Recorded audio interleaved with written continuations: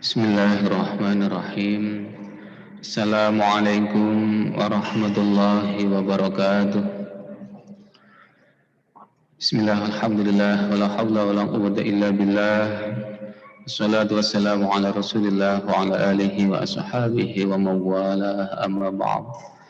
Hamdalatul mukarramin wal muhtaramin, para alim, para ulama, asatidah, jamaah salat tarawih di Masjid Al-Hikmah Universitas Jember yang dimuliakan Allah. Hamdan wa salatan wa ba'du. Malam ini malam 17 di bulan Ramadan biasa diperingati sebagai malam nuzulul Quran, malam turunnya Al-Quran. Kita patut bersyukur, satu, karena diberi nikmat masih bisa punya umur yang panjang. Yang kedua, diberi nikmat taat, bisa beribadah kepada Allah. Dan yang ketiga, diberi nikmat kita bisa nambah ilmu. Di malam 17 Ramadan ini adalah kesempatan yang baik bagi kita untuk menambah penghayatan, pemaknaan terhadap Al-Quran yang berikutnya kita gunakan untuk meningkatkan baik kualitas maupun kuantitas, baik jumlah maupun mutu dari ibadah kita, khususnya di sisa bulan Ramadan 1442 Hijriah ini. Hadirin yang dirahmati Allah, Ramadan yang hari ini, yang saat ini kita nikmati, ini merupakan syahrul Quran. Al-Quran yang Allah turunkan kepada kita, ini bukan hanya kita baca, tetapi perlu kemudian kita memahaminya. Bukan hanya makna yang kita cerap, kita hafalkan, kita fahami di dalam akal kita, tetapi lebih dari itu, Al-Quran kita serap nurnya, sehingga kemudian dengan nur Al-Quran ini qalbu kita bisa menjadi tenang, keluarga kita bisa menjadi bahagia, dan hidup kita dunia akhirat dengan Al-Quran ini insya Allah kita akan ketemu dengan kebahagiaan dan kesuksesan. Hadirin yang dirahmati Allah, di dalam surat Al-Maidah ayat 16 dan 17, Allah Subhanahu wa taala sudah berfirman, A'udzubillahi minasyaitonirrajim, qad ja'akum minallahi nurun wa kitabun mubin. Sungguh telah datang, sungguh telah aku datangkan, kata Allah, bagi kalian semua, berarti bagi kita semua, bagi seluruh umat manusia, ada dua hal. Yang pertama nur, yang kedua adalah wa kitabun mubin, yaitu kitab Al-Quran. Di dalam beberapa kitab tafsir, para mufassir berbeda ketika menafsirkan nur. Apa yang dimaksud dengan nur? Dan ini qad jaa, ada qad yang Allah letakkan sebelum kalimat fi'il madhi yang bermakna sungguh-sungguh telah.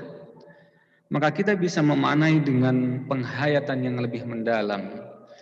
Sebagaimana yang dijelaskan di dalam kitab tafsir Al-Baghawi, yang dimaksud dengan nur tidak lain adalah nurnya Kanjeng Nabi Muhammad sallallahu alaihi wasallam. Maka kita bisa kemudian memaknai bahwa sebagaimana yang Rasulullah sallallahu alaihi wasallam informasikan, sabdakan kepada kita, bahkan sebelum manusia diciptakan, sebelum jin diciptakan, sebelum surga dan neraka diciptakan, Allah sudah menciptakan nurnya Kanjeng Nabi Muhammad sallallahu alaihi wasallam. Yang kedua, wa kitabun mubin, yaitu kitab Al-Qur'an. Apa maknanya di sini? Kalau kemudian kita ini bisa merasakan nurnya Allah Subhanahu wa taala, tentu bi'ainil basirah, bi'ainil ma'rifah, dengan mata nurani kita, bukan dengan mata zahir kita. Sebagaimana Allah firmankan di dalam ayat yang lain, "Wa ma arsalnaka illa rahmatan lil alamin." Allah tidak mengutus, tidak menciptakan Kanjeng Nabi Muhammad SAW kecuali sebagai rahmah bagi semesta alam, alam manusia, alam akhirat, alam jin, dan semua alam itu semuanya dirahmati dengan nurnya Kanjeng Nabi Muhammad SAW. Maka ada satu analogi yang mungkin kita bisa sampaikan di sini. Ibaratnya kita mengetahui di dalam ilmu, pasti ilmu sains, bahwa bumi seisinya ini mendapatkan energi dari sinar matahari yang ditangkap di klorofilnya tanaman, kemudian menjadi energi karbohidrat, lipida, protein, kemudian dimakanlah oleh hewan, oleh manusia, kemudian manusia mendapatkan, raga manusia mendapatkan energi. Maka ruhaniyah kita pun membutuhkan energi, membutuhkan nur. Dari mana sumbernya? Tidak lain, qad ja'akum minallahi nurun. Ay nuruna min nuri syekhina wa nuri syekhina min nuri nabina wa nuri nabina min nuri rabbina. Inilah jalan bagi kita untuk bisa mengakses, mendapatkan nur, sehingga kemudian kolbu kita akan bisa merasakan energi ruhaniyah. Yang kedua, wa kitabun mubin, ay kitab Al-Quran. Hampir semua mufasir menafsirkan kitabun mubin adalah kitab Al-Quran. Maka di malam nuzulul Quran ini perlu kita meningkatkan pemahaman Al-Quran, bukan hanya rangkaian kalamullah, kalam qauliyahnya Allah yang ada di dalam mushaf yang setiap hari kita baca, tetapi lebih dari itu, Al-Quran ini adalah qauliyah dan kauniyahnya Allah. Dan Allah kemudian menjanjikan,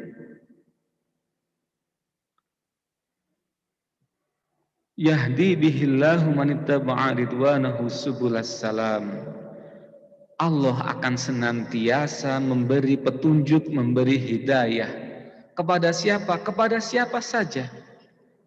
Siapa saja yang mau mengikuti, mengharapkan, mencita-citakan, mengidamkan, dan meniti jalan menuju ridha Allah, maka Allah akan memberikan hidayahnya. Hidayah ini menuju subulas salam. Subulun itu jamak dari mufrad jabilun. Artinya apa? Jalan-jalan keselamatan itu bermakna banyak. Ada orang sukses menjadi dosen, ada orang sukses menjadi pengusaha, ada orang sukses menjadi mahasiswa, jadi petani, menjadi pedagang, menjadi apapun.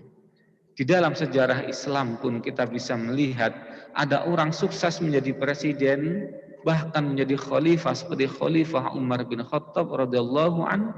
Di saat yang sama, level kedekatan kewalian beliau sama dengan satu orang hamba Allah yang bahkan tetangganya sendiri tidak mengenalnya.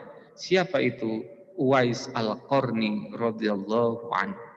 Dua-duanya disebutkan oleh Rasulullah Shallallahu Alaihi Wasallam.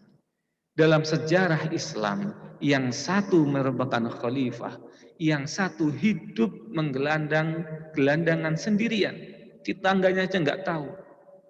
Pakaian hanya satu, tapi Rasulullah berwasiat kepada sahabat, kepada Khalifah Umar ini, kalau engkau ketemu dengan Uwais Al-Qarni, maka mintalah beliau untuk mendoakan, memohonkan ampun bagimu. Maka ini ulama kemudian memberikan satu pemaknaan bahwa level tingkat kewalian, kedekatan Uwais Al-Qarni dengan Khalifah Umar bin Khattab setara. Ini merupakan suatu pemaknaan bahwa subulas salam ini jalan-jalan keselamatan. Ada orang masuk surga gara-gara rajin infak. Ada yang bagus sabarnya. Ada yang pinter syukurnya. Ada yang barokah ilmunya. Ada orang yang kuat perjuangan li'i'la'i kalimatillah. Inilah Al-Quran begitu luasnya.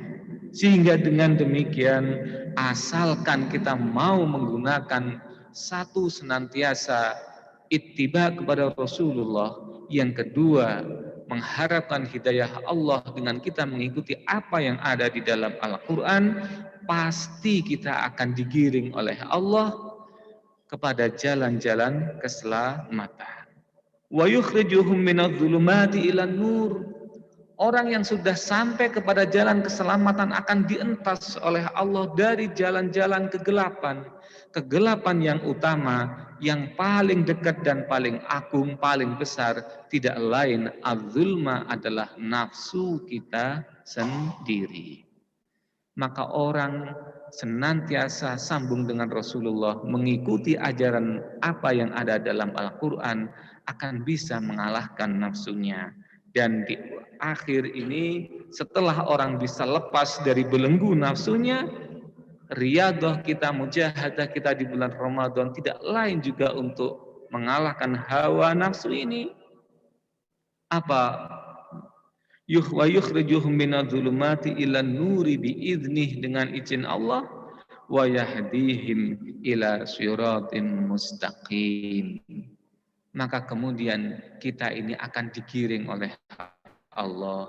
Ibarat kita ini di sungai yang mengalir, kita diam saja akan dibawa oleh Allah ila siratin mustaqim, menuju sirat, menuju jalan yang diridhoi Allah, jalan yang lurus, jalan di mana kita akan bisa selamat baik dunia maupun akhirat. Insya Allah inilah penggalan dalam dua ayat di surat Al-Ma'idah 16 dan 17, kita fahami dengan beberapa mafahim dari beberapa kitab tafsir. Dengan demikian semoga sedikit saja ayat Al-Quran yang kita baca, tetapi kita fahami betul dan kemudian kita hayati, berikutnya kita amalkan, insya Allah. Semoga menjadi ilmu yang barokah dan manfaat bagi kita semua, keluarga kita, anak cucu kita ila yaumil qiyamah fiddin wad dunya hatal akhirah. Amin ya rabbal alamin. Al-Fatihah.